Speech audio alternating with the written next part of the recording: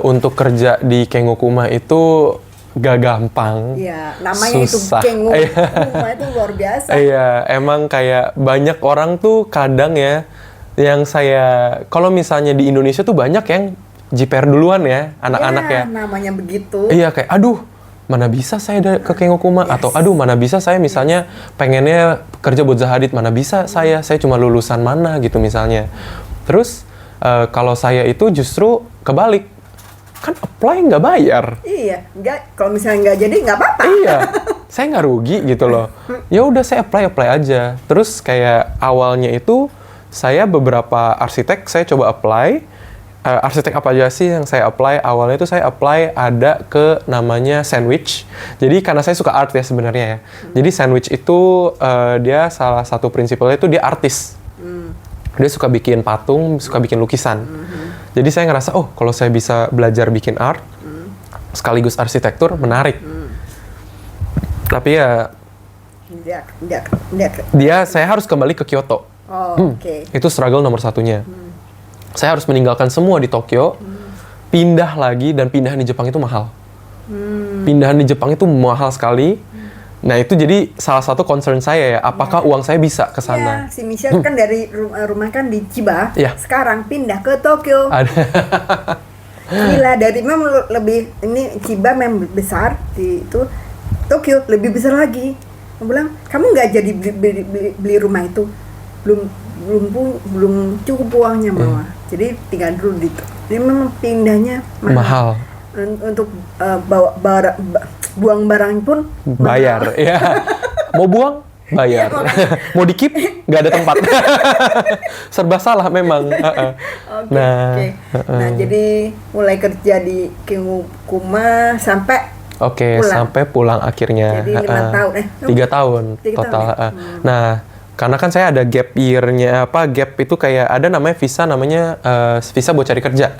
Jadi untuk anak-anak yang lulus dari sana dikasih waktu another 6 months untuk cari kerja. Bisa diperpanjang sekali lagi jadi maksimal setahun.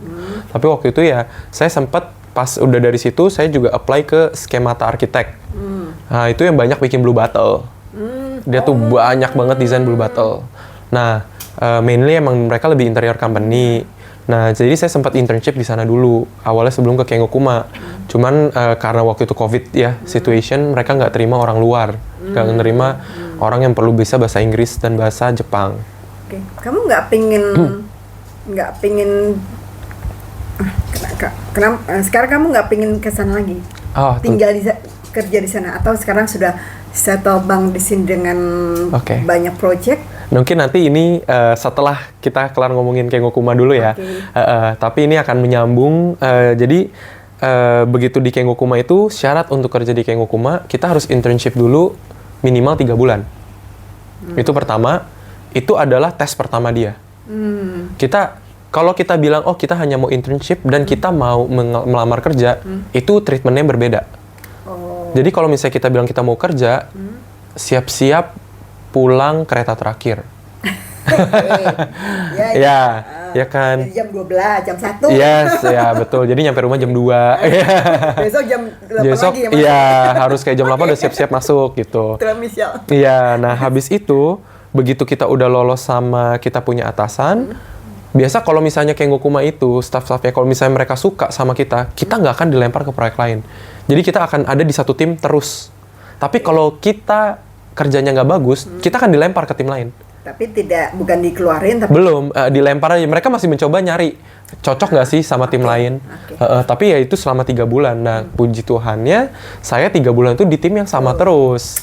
Nah, terus habis itu ada tes berikutnya adalah tes desain. Nah, tes desain itu tes apa sih? Dalam 12 jam kita akan dikasih tapak kosong. Jadi kayak basically mereka ada banyak soal ya. Itu random, jadi tergantung moodnya yang kasih ujian hari itu. Dia akan kasih soal dan kasih tapak yang berbeda-beda. Dan dia minta kita desain denah tampak potongan. Oh ya, bukan konsep? Nah, denah tampak potongan, konsep, maket, 3D. Gila! 12 jam. Itu gila itu. Jadi anggap kalau misalnya kalian yang ada studio-studio ya, mau di Parahyangan, di Untar, studio kalian 6 bulan pendekin jadi 12 jam. Gila. Begitu udah jam 10 malam, jadi 10 pagi sampai 10 malam, begitu udah 10 malam, udah nggak boleh diapa-apain lagi. Apa yang digambar itu? Itu dia. Jadi tapi zaman kamu berarti pakai cat ya? Ya, pakai cat sudah. Tapi bayangin bikin maket. Dan maket, ya benar. Iya, dan maket saya diminta 1:50, itu maket detailnya 1:20 dan maket 1:50, 2 maket. Jadi maket detail itu harus ada. Kalau boleh tahu itu tapak terus kamu bikin apa? Dibikin tapak soalnya jadi apapun atau ada soal lagi. Jadi di Kengokuma tuh tergantung ya, karena pas saya di sana kan saya sempet jadi banyak seksi-seksi tambahan lah ya di perusahaan itu ya. Jadi pas zaman saya itu saya harus desain resort. Jadi kayak dikasih tapak, kita harus desain resort plus sesuatu. Jadi kita minta pikirin ditambahin plus function yang baru yang bisa support kita punya itu. Oke. Nah, jadi kayak 12 jam tuh mikir kayak gitu ya pusing. Nah, itu dia. Memang jadi kita dilatih untuk berpikir cepat. Iya sih. Terus. Jadi habis itu jadi waktu itu proyeknya apa? Jadi residential. Saya resort, resort plus pakai sesuatu. Jadi ya itu ya nanti saya nggak mau spill karena kan ini tesnya kalian ya. Kita ngomong ya. Iya, kita ngomong nanti boleh. Nah, jadi habis itu begitu udah selesai, kita akan diatur untuk Mensetsu itu interview langsung sama Kengokuma dan partner-partnernya.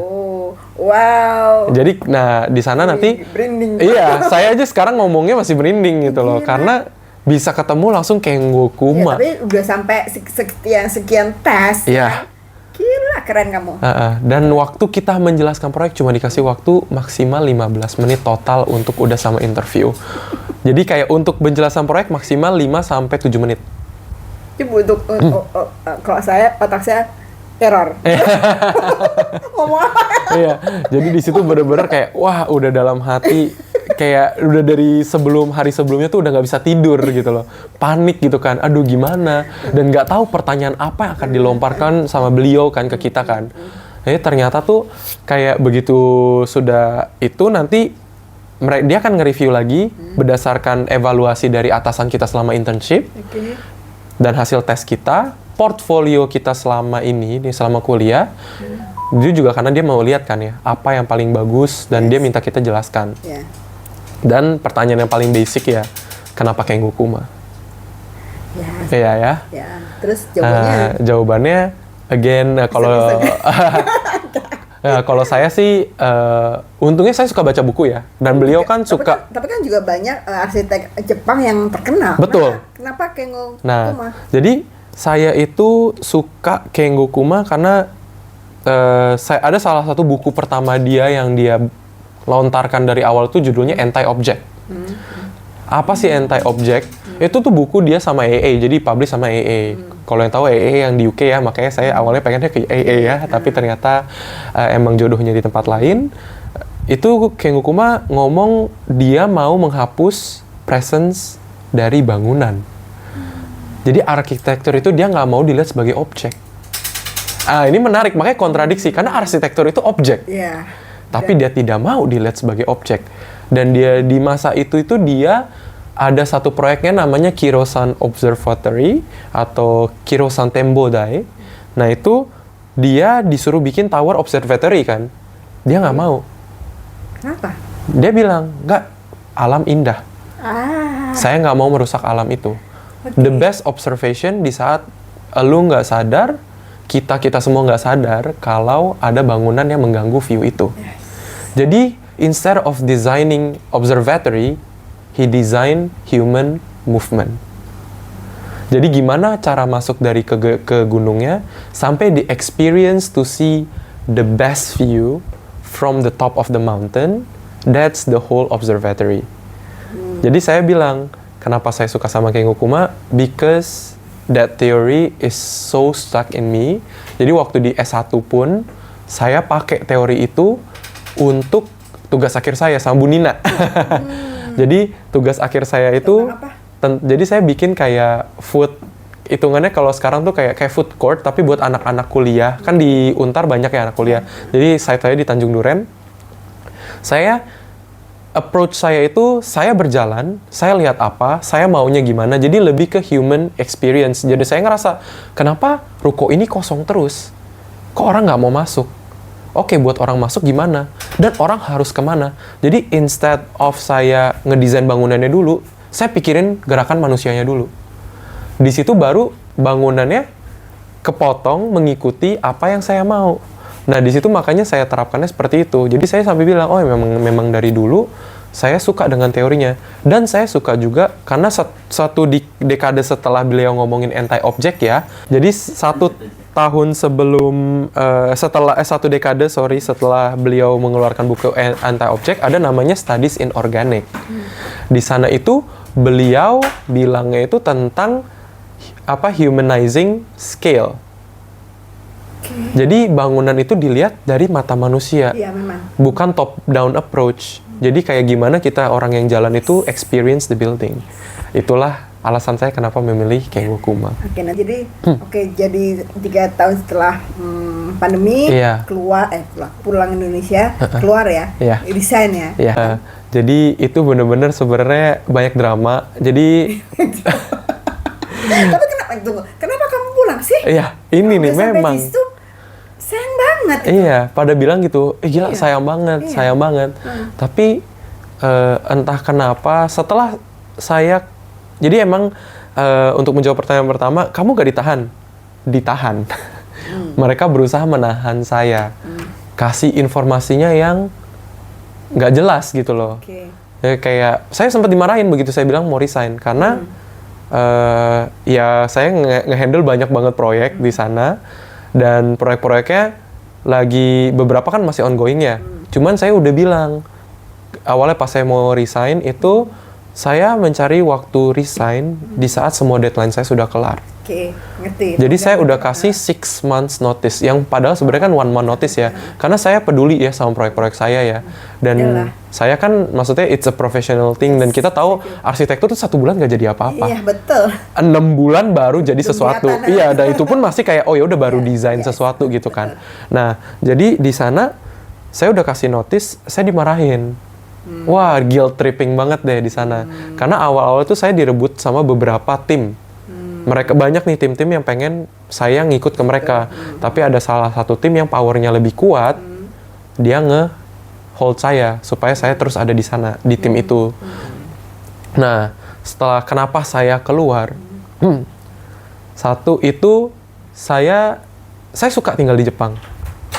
Saya ngerasa Japan is a very beautiful country. Yes, betul. It's a very convenient country. Yes. Jadi kayak Japan is like a heaven ya tinggal di Jepang ya. Betul. Makanya jujur, aku benar-benar menyayangkan kamu sudah oke di sana, apalagi dengan tempat kerja memang sesuai dan tahu sendiri Jepang seperti apa, ditambah penghasilannya gimana ya kan? Itu kenapa gitu banget. Kan? Iya. Kenapa harus pulang 3 tahun? Sayang. Nah, satu hal yang saya pikirkan setelah 3 tahun bekerja di tempat beliau adalah tentunya saya harus punya visi dan misi ke depannya ya. Jadi saya berpikir, oke, next goal-nya saya apa? Nah, di situ baru saya bertanya. Saya kan juga bertanya ya sama atasan-atasan di Kengo-kuma, masa depannya seperti apa sih? Apa yang akan terjadi kalau misalnya saya stay di company for another 10 years misalnya? Saya berusaha untuk melihat itu, apakah saya bisa. Dan ternyata untuk saya punya ideologi sendiri ya. Dan saya pengen punya kantor sendiri in the future. Oke, jadi kan memang kamu punya visi misi sendiri ya. Iya, jadi terlepas dari ideologi kayak oh ya Jepang itu is a very beautiful country buat tinggal segala macam, agree. Tapi saya punya visi untuk punya kantor sendiri. Kenapa nggak pikiran untuk kantor sendiri di sana? Nah, itu saya tentunya sudah berpikiran. Kenapa nggak di sana? Karena satu, saya harus tentunya kayak ada namanya kan ujian untuk kayak hitungannya IAI-nya Jepang ya. Nah, di situ saya ngelihat, saya mungkin bisa untuk sampai lulus, itu nggak masalah. saya bisa terus-terusan ikut. Tetapi ada satu hal yang menurut saya tidak bisa digantikan, itu adalah trust. Trust apa? Nah, klien Jepang itu lebih percaya ke orang Jepang. Masa? Iya. Tapi kalau misalnya secara orang-orang nih masuk ke Kengo Kuma untuk desain, aku lihat kamu Jepang. Iya. Tentu, tapi begitu saya lontar nama, keluarlah. Namanya keluar, namanya orang luar. Terus walaupun saya bisa berbicara, saya bisa bekerja dalam bahasa Jepang, karena saya menangani ini kan proyek nasional semua ya, yang berarti semuanya dalam bahasa Jepang ya. Tapi ada ketidakpercayaan itu yang tidak bisa saya hilangkan. Tetap ada. Kalau kita sebagai profesional, mereka nggak masalah. Karena kan kepalanya Kengo Kuma ya.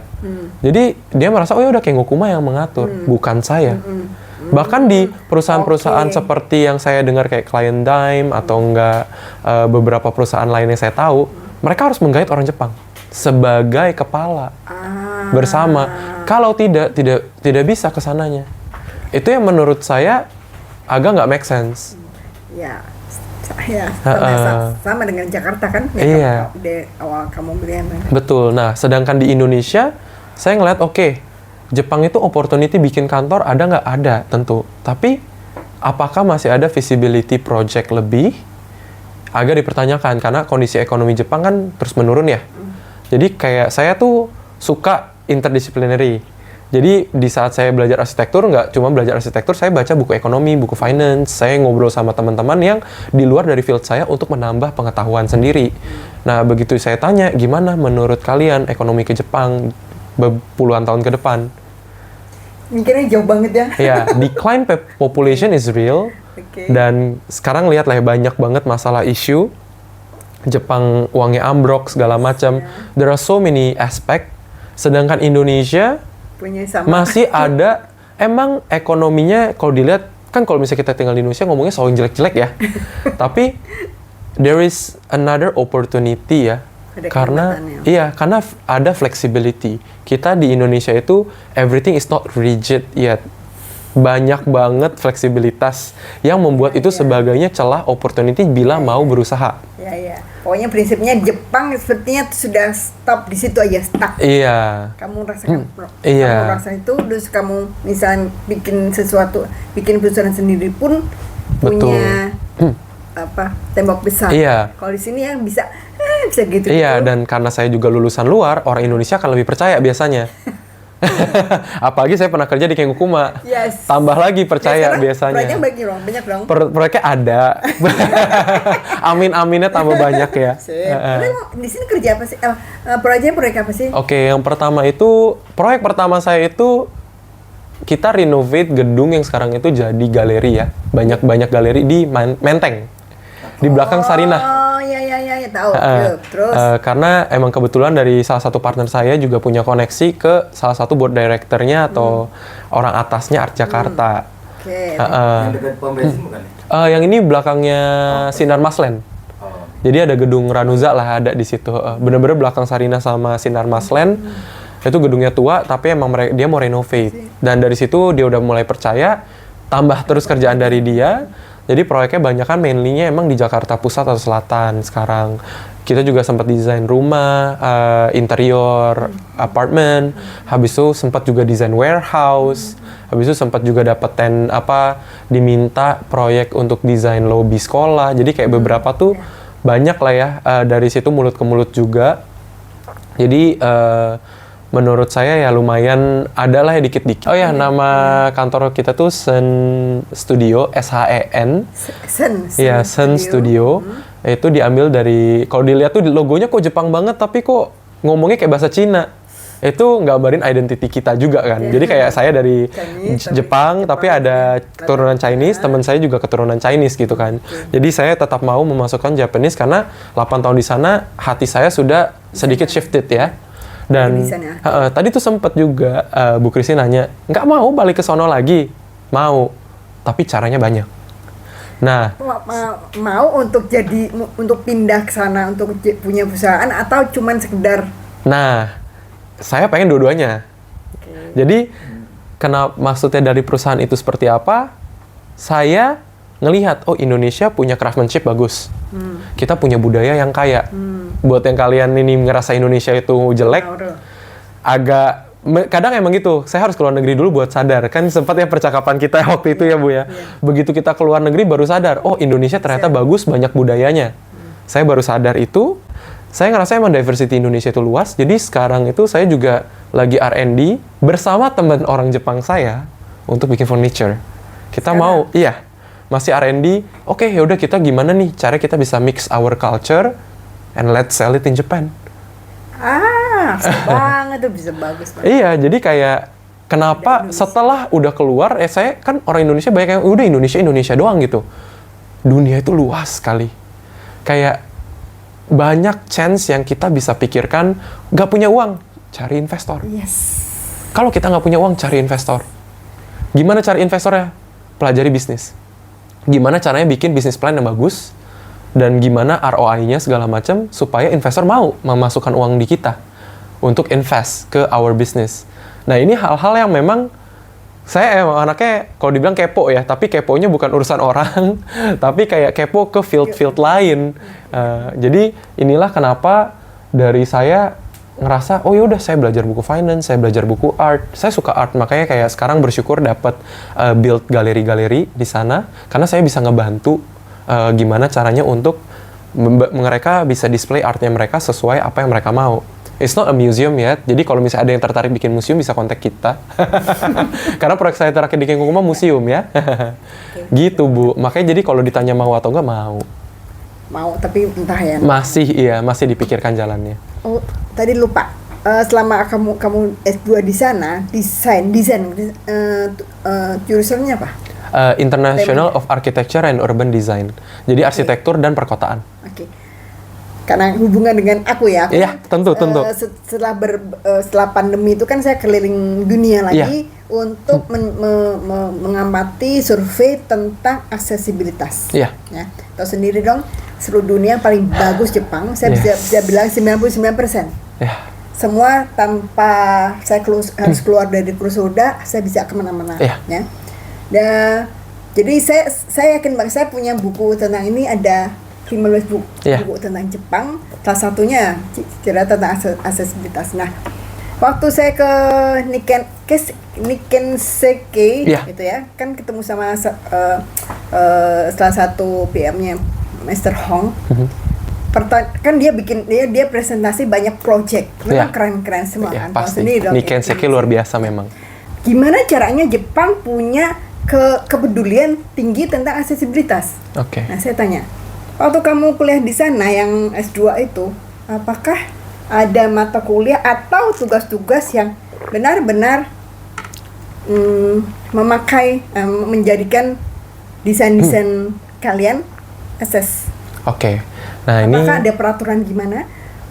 Terus gimana? Oke. Nah, kalau misalnya pas di kuliah itu menariknya sih sebenarnya untuk desainnya nggak ada padahal ya, nggak diharuskan, tetapi pas banget ada peraturan. Nah, di sini di Jepang itu pas saya desain, entah kenapa kan emang saya suka human movement ya. Nah, itu karena again itu untuk latih ide, jadi kayak memang tidak diperhatikan bagaimana sampai sedetail itu. Tapi begitu saya masuk ke dunia kerja, ini yang baru ngebuka mata saya. Karena kan di sana kayak yang saya bilang, saya terlibat satu proyek itu museum dari awal sampai akhir. Di museum itu tuh ada kita harus minta, jadi ngecek gambar, tapi pengecekan gambar itu ke ahli untuk orang-orang disabilitas dan kebutuhan khusus.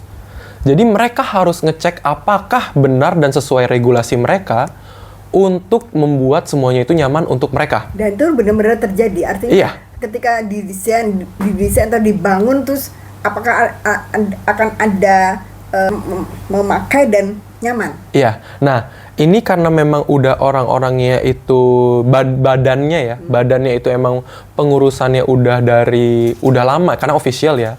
Jadi mereka udah tahu apa yang harus dilakukan, bahkan kayak sampai ke speaker tambahan untuk misalnya orang-orang yang membutuhkan, misalnya orang-orang yang buta ya, Habis itu kalau misalnya orang-orang yang tuli gimana nih? Ada nggak museumnya bisa sediain nggak orang-orang yang bisa sign language? Habis itu untuk orang-orang yang berkebutuhan misalnya kursi roda, itu aksesnya bagaimana?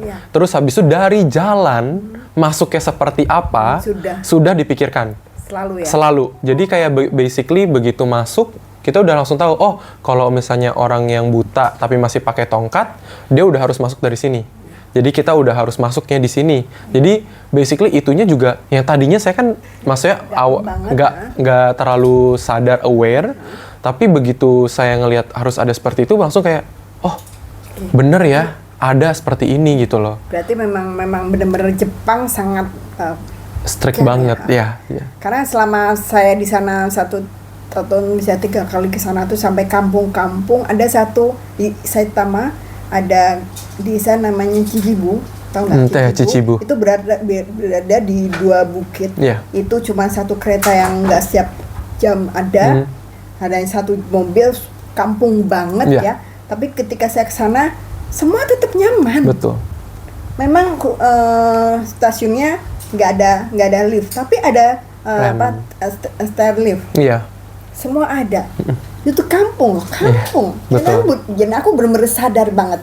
Jepang luar biasa. Jadi ketika kemarin ke Osaka dengan teman-teman IAI, di mana mereka bilang, Kristi bisa nggak? Bisa. Mana liftnya? Pasti ada. Lihat aja, ketemu. Saya masukkan konsep aksesibilitas di Indonesia karena semuanya mereka nggak berpikir, oke, ditambah konsep-konsep, tapi mereka sendiri tetap nggak mau benar-benar terjadi. Betul. Misalnya ada kan kalau bikin bangunan kan ada dari pemerintah ada kebutuhan aksesibilitas yang rem ada, tangga ada, lift ada, ini ada. Terus ketika saya assessment, ya ada sih, tapi nggak bisa. Remnya nukik, terlalu tajam ya. Yes, liftnya nggak mikir lebarnya kursi roda. Terus toiletnya besar iya, tapi wastafelnya dikerangkeng oleh railing, itu aneh-aneh. Dan akhirnya semua tidak pakai. Bagaimana Jepang bisa membuat semuanya desainnya akses. Jadi bahkan proyek museum saya itu desa sekali. Di mana? Di Shikoku, namanya Uwajimashi. Orang bahkan nggak pernah dengar. Oh ya? Jadi banyak kan orang taunya, oh ya tahu Ehime. Karena di Shikoku. Mereka cuma tahu, oh ya Shikoku. Tapi Shikoku orang taunya di mana? Naoshima, Teshima. Itu yang daerah Art Island. Dan ini berkampung sekali. Dan ini standarnya itu untuk yang di kampung, yang basically kayak di pinggir sekali. Jadi kayak keren. Udah, aku bener jatuh cinta sama Jepang. Apalagi sama yang gini. Waktu zaman kecil, orang tua saya ngajak saya ke Jepang. Iya. Dan saya masih kecil banget, saya nggak tahu tentang apapun, cuman oke, ini keren ini deh. Tapi waktu kuliah diajar lagi sama orang tua ke sana, dan yang pertama kali di otak saya ada mahal. Iya. Ketiga kali waktu itu cuman transit dari Jakarta ke Singapura lewat Narita, mahal. Jadi habis itu oke, aku nggak mau ke Jepang lagi gitu kan. Ya tiba-tiba anak saya, mama boleh nggak tinggal di Jepang? Mahal nih, ternyata ya kenyataannya mahal tuh apa? Iya. Ya kan? Betul. Makan juga murah kok. Gitu. Apalagi kalau bisa masak. Iya, apalagi. Dan makanan di minimal tuh keren banget, enak banget. Betul. Udah semuanya udah enak. Saya juga kangen sampai sekarang juga kemarin. Kapan kesana lagi? Yuk. Saya kesana Maret. Oh Maret. Saya kesana Januari. Besok. Karena emang mau ketemu juga sama salah satu arsitek di sana ya, yang Hibinoseki yang tadi saya bilang. Jadi kebetulan juga beliau mau ngajak untuk ya udah yuk lihat karya saya yuk, ngeliat TK-TK di sana. Ini juga pengalaman baru buat saya. Iya, aduh. Gak pernah saya kepikiran untuk kayak ngelihat anak-anak kecil gitu loh. Januari ya, coba bareng. Aku mau ikut. Iya, karena menurut saya, selama ini kita selalu berpikir, oh ya desain untuk orang dewasa. Iya. Beliau desain untuk anak-anak kecil. Yang bahkan dari toddler umur 2 tahun. Ini ergonomisnya berbeda total dengan apa yang kita... Nggak ke Maret April. Iya. terlalu lama. Karena proyeknya memang butuhnya di awal ya. Jadi basically makanya di situ saya langsung ngerasa, wah ini topik menarik banget. Saya bisa belajar banyak dari beliau. Dan saya ngerasa, oh ya ini sisi arsitektur baru yang saya sebelumnya nggak pernah kepikiran. Toddler, soalnya anak kecil. Anak kecil, toddler. Jadi kayak saya tuh seneng ya kalau saya nggak tahu sesuatu. Karena banyak orang kan malu kan, kayak kalau ngomong saya nggak tahu tuh kayak banyak orang-orang yang ngerasa minder ya Bu ya. Apalagi anak-anak zaman sekarang gitu loh. Kalau saya justru bangga, aneh ya, kayak pas saya bilang, oh saya kurang tahu. Karena kalau saya bilang nggak tahu, nanti orangnya akan ngejelasin ke saya. Kalau saya pura-pura tahu, nanti saya akan terlihat bodoh. Karena kelihatannya so tahu. Jadi, di situ yang saya ngerasa, oh saya bisa belajar ilmu baru lagi, kenapa enggak? Keren. Ya, pokoknya makasih sudah banyak cerita, dan buat saya kemarin sangat nih apa ya, ingin tahu banget kenapa kamu ada di sana, mulai ke sana pulangnya kok pulang. Tapi semua saya sudah terjawab, dan mungkin next time kita bisa jarang-jarang sana bareng ya. Baik. Oke, setelah semua kita ngobrol enak banget, inilah Jeffrey, dan semoga apa yang kita bicarakan bisa bermanfaat, apalagi untuk anak-anak muda yang berpikir bahwa sekolah tuh susah, tinggal di sana susah, itu mahal, itu benar, semuanya benar, tapi kita bisa melakukan apapun yang kita mau asal kita niat banget. Betul. Karena pasti ada jalannya. Kalau kata orang Indonesia tuh banyak 1000 jalan menuju Roma ya. Ya, semoga kamu benar-benar menjadi seorang arsitek idealis, humanis, peduli. Semua desain harus akses.